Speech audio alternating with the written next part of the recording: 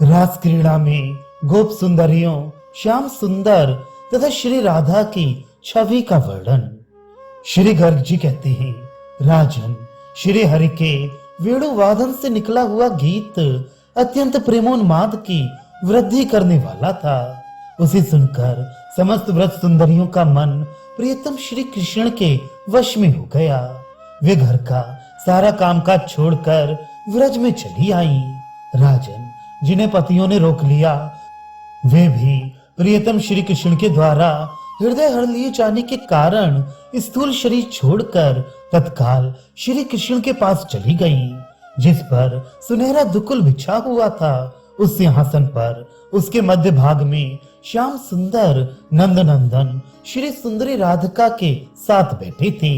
उनके गले में मकरंद पूरित मालती की माला शोभा पा रही थी। उनकी अंग कांति श्याम थी। वे प्रातः काल के सूर्य के समान दीप्तिमान किरीट से सुशोभित थे। उनकी प्रभा चारों ओर फैल रही थी। अधर से लगी हुई श्री मुरली के कारण उन श्री हरि की मनोहरता और भी बढ़ गई थी। वहां आई हुई व्रत सुंदरियों ने कोटि कोटि कामदेव के समूहों को मोहित करने वाले पीतांबरधारी श्याम सुंदर को देखा। राजन, मीनाकार कुंडलधारी प्रिया प्रियतम श्री हरि को देखकर गोपियां तत्काल मूर्छित हो गईं। उनके अंगों में किसी प्रकार की चेष्टा दिखाई नहीं देती थी। तब श्री कृष्ण ने अमृत के समान मधुर वचनों द्वारा उन सबको सांत्वना दी, धीरज बंधाया। तब समस्त गोप सुंदरियां उस वन प्रांत में चेतना को प्राप्त हुई। गदगद वाणी से श्री कृष्ण की स्तुति करके डरी हुई सी उन गोप सुंदरियों ने विरह जनित दुख का परित्याग कर प्राण वल्लभ गोविंद की ओर बड़े प्यार से देखा। मालती वन से व्याप्त दिव्य वृक्षों एवं दिव्य लताओं के जाल से मंडित तथा भ्रमरों की गुंजारों से मुखरित शोभाशाली वृंदावन में साक्षात मदन मोहन देव श्री हरि गोपांगनाओं के साथ विचरने लगे। अपने हस्त कमल से श्री राधिका के कर कमल को पकड़कर हंसते हुए साक्षात भगवान नंद नंदन यमुना जी के तट पर आए। यमुना के किनारे शोभायमान निकुंज भवन में श्री कृष्ण विराजमान हुए। राजन, मधुपति के उस भवन में श्री कृष्ण चंद्र के चरणारविंद के चिंतन में संलग्न हुई गोपांगनाओं के पैरों में झनकारते हुए नुपुरों की धुनी के साथ खनखनाते हुए हाथ के कंगनों, पांव के मंजीरों और कटी प्रदेश की रत्न निर्मित चंचल किंकिणियों के मधुर रत्न को तुम मन के कानों से सुनो। मंद मंद मुस्कान की कांति से उन गोप सुंदरियों के कोमल कपोल प्रांत सुस्पष्ट चमकते या चमत्कार पूर्ण शोभा धारण करती थी। शोभा में दंत पंक्ति से विद्युत विलासता प्रकट करने वाली उन सखियों के वेश बड़े मनोहर थे। कोटि रत्न के हार और हरित मणि के बाजूबंद से विभूषित तथा सूर्य मंडल के समान दीप्तिमान कुंडलों से मंडित हुई उन गोप सुंदरियों में कोई कोई युवती मुग्धा बताई गई है, कोई तरुणी मध्या और कोई सुंदरी प्रगल्भा नायिका थी। कोई तरुणी तरुम नयति इति तरुणी इस व्युत्पत्ति के अनुसार तरु को भी विनय की शिक्षा देती थी। कोई सखी उस सुंदर वन में अपने मधुर हास की छटा बिखेरती थी और कोई मदमत्त होकर चलती थी। कोई उसे भी हाथ से ठोंक कर आगे दौड़ जाती थी और कोई उसको भी पकड़कर उस निकुंज भवन में कमल के फूलों से पीटती थी। कोई किसी के ढीले या टूटते हुए स्वर्णहार को हंसी हंसी में खींच लेती और कोई उस वन विहार में इस तरह मतवाली होकर दौड़ती कि उसके बंधे हुए केशपाश खुल जाते थे। उस निकुंज भवन में श्री जानवी गंगा, मधु माधवी, शीला, रमा, शशिमुखी, विरजा, सुशीला, चंद्रान्ना, ललता, अचला, विशाखा और माया आदि असंख्य गोपियां थीं। मैंने यहाँ थोड़ी सी गोपांगनाओं के ही नाम बताई हैं। वहां की मणिमय भूमियों पर कोई लीला छत्र लेकर और कोई अति मौक्तिक लता, मोगरा आदि के फूलों की मालाएं लेकर चलती थी। कितनी ही सखियां चामर, व्यजन, दंड और फहराती हुई पीली पताकाएं लिए चल रही थीं। कुछ गोपांगनाएं वहां श्री हरि नटवर नंद किशोर का वेश धारण करके नाचती थीं। कोई हाथ में वीणा लेकर बजाती, कोई हाथ से ताल देती और कोई मृदंग वादन की कला दिखाती थी। कितनी ही सखियां वृषभानु नंदिनी का सा वेश धारण किए केयूर और कुंडलों से अलंकृत हो वंशी लेकर बजाती और कई मणिमंडित वेद की छड़ी हाथ में लेकर चलती थी। सुंदर हाव भाव, रस और ताल से युक्त, मंद मुस्कान के रस से सिक्त तथा झंकारते हुए नुपुरों के शब्द से युक्त, विशद कटाक्षों, भावों के कुटिल विलासों एवं संगीत नृत्य कला के ज्ञानों द्वारा गोपांगनाएं वहां श्री राधा तथा माधव को सतत संतुष्ट कर रही थीं। यमुना के तट पर उस निकुंज भवन में वंशीवट के पास की वन भूमि के निकट नटवर वेशधारी नंद नंदन श्री कृष्ण श्री राधा के साथ गिरिराज की घाटी में विचर रहे हैं। इस झांकी में तुम उनका चिंतन करो।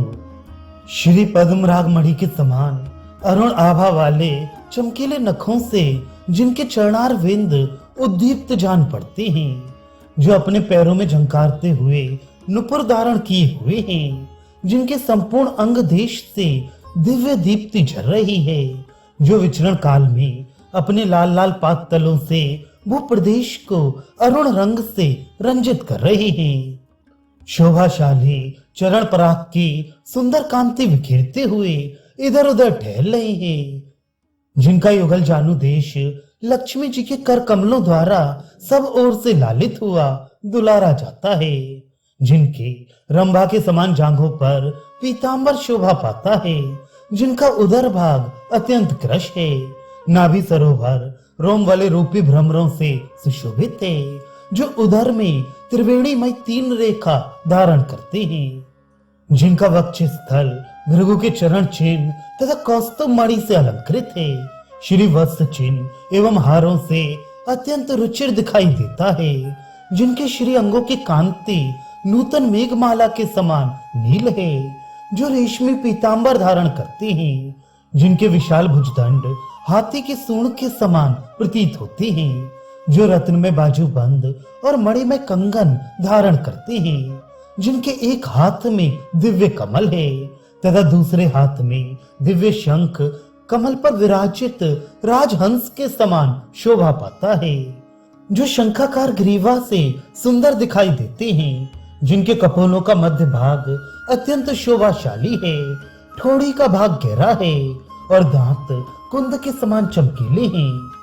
पके हुए बिंब फल को अपनी अरुणिमा से लज्जित करने वाले अधर मंद मुस्कान की छटा से छविमान है, नासिका तोते की चोंच के समान नुकीली है और जिनके वचनों से मानो अमृत झरता रहता है, कटाक्ष अत्यंत चंचल हैं, नेत्र प्रफुल्ल कमल दल के समान मनोहर हैं, जिनकी प्रत्येक लीला उनके प्रति प्रेम की वृद्धि करने वाली है और भ्रूमंडल मानो मंद मुस्कान रूपी प्रत्यंचा से युक्त कामदेव के धनुष हैं, जिनके मस्तक पर धारित रत्नमय किरीट विद्युत की छटा को विलज्जित कर रहा है तथा जो मार्तंड मंडल के समान कांतिमान कुंडलों से मंडित हैं, जिनके अधर पर वंशी विराजमान है, काली काली घुंघराली अलकें चंचल भुजंग के समान जान पड़ती हैं, जिनका मुख सजल पद्म पत्र के समान श्वेत बिंदुओं से विलासित है, जो करोड़ों काम देवों के घनीभूत सौंदर्य अभिमान को हर लेने वाले हैं, जिनका श्री विग्रह पतला है तथा जो वृंदावन में वंशी वट के समीप विचर रहे हैं, उन राधा वल्लभ नटवर नंद किशोर का तुम सब प्रकार से भजन सेवन करो, जिनके लाल लाल नक्षत्रों से युक्त चरणार विंद की शोभा कुछ कुछ लाल दिखाई देती है, मंजीर और नुपुरों की झंकार के साथ जिनके कटी प्रदेश की किंकड़ी खनकती रहती है, घुंघरू और सोने के कंगनों के मधुर शब्द से शोभित होने वाली तथा तरु मुंजों के निकुंज में विराजमान उन श्री राधा रानी का मैं ध्यान करता हूँ। श्री राधा के शरीर पर नीले रंग के वस्त्र शोभा पाते हैं, जो सुनहरे किनारों के कारण सूर्य की किरणों के समान चमक रही हैं। यमुना तट पर प्रवाहित होने वाली वायु की गति से वे वस्त्र चंचल हो गए हैं, उड़ रही हैं और अत्यंत महीन होने के कारण बहुत ही सुंदर दिख पड़ती हैं। ऐसे वस्त्रों से सुशोभित अतिशय गौरवर्णा एवं मनोहर मंदहास वाले रासेश्वरी श्री राधा का भजन करो, जिनके बहुमूल्य मणिमय अंगद तथा रत्नमय हार प्रातः काल के सूर्य मंडल की भांति दीप्तिमान है, जो कानों की बाली और कंठ में सुशोभित मणिराज कौस्तुभ के कारण अत्यंत मनोहर छवि धारण करती हैं, जिनके गले में रत्नमयी कंठमाला तथा फूलों के 14 लड़ों के हार शोभा पाते हैं, तथा जो रत्न निर्मित मुद्रिका से अत्यंत आकर्षक प्रतीत होती हैं। उन व्रजराज नंद नंदन की पत्नी श्री राधा का स्मरण करो, जिनके मस्तक पर चूड़ामणि की कांति से लसित अर्धचंद्राकार भूषण जगमगा रहा है। कंठगत आभूषणों और मुखमंडल में की गई पत्र रचना से जिनका रूप सौंदर्य अद्भुत जान पड़ता है, जो श्री पट्ट सूत्र और मणिमय पट्ट सूत्रों द्वारा निर्मित 2 लड़ों की चंचल माला धारण करती हैं, तथा जिन्होंने अपने एक हाथ में प्रकाशमान सहस्त्रदल कमल को धारण कर रखा है, उन श्री राधा का भजन करो। श्री युक्त भुजाओं के मणिमय कंगनों से कुछ मंडल में विलसित रत्नमय हार की दीप्ति द्विगुणित हो उठती है। सुंदर नासिका के नकवेसर आदि आभूषण समूचे कपोल मंडल को उद्भासित करती हैं। उत्तम यौवन अवस्था के अनुरूप उनकी मंद मंद गति है। सिर पर बंधी हुई सुंदर वेणी नागिन के समान शोभा पाती है। खिली हुई चंपा के फूलों की सी अंगों की पीत गौर आभा है, तथा मुख की शोभा संध्या काल में उदित करोड़ों चंद्रमाओं की कांति को तिरस्कृत करती है। ऐसी श्री राधा का भजन करो, जो सुंदर हाव भाव से सुशोभित नव विकसित नील कमल के समान नेत्र वाली मंद मुस्कान की कांतिमती कला को प्रकाशित करने वाली तथा चंचल कटाक्षों के कारण कमनीय है, जिनकी कुंतल राशि की श्याम आभा बड़ी मनोहर है, तथा जो पारिजात के हारों के मधुर मकरंद पर लुभाई हुई भ्रमरी के गुंजारव से सुशोभित हैं। उन श्री कृष्ण वल्लभा राधा का चिंतन करो।